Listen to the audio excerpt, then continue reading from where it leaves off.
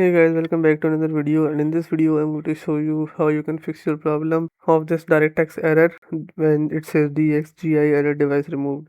So how you can fix your problem, I got a fix for this, so let's get started. First, type regedit in your start menu and open registry editor, and then you have to type this path on this path section.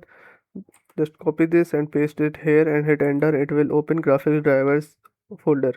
Here you have to right click on new, and then click on Word 32-bit value. After this, you have to name this file TDR level.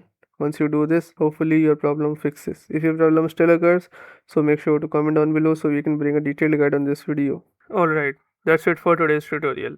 I really hope this video helped you solve your problem or learn something new about your PC. My goal on this channel is to make everything about computers simple and easy. Whether it's fixing errors, downloading software or any game, boosting performance of any Windows or any game, or understanding new tool. If this video was helpful in any way, don't forget to hit the like button because it really motivates me to keep bringing you more useful content.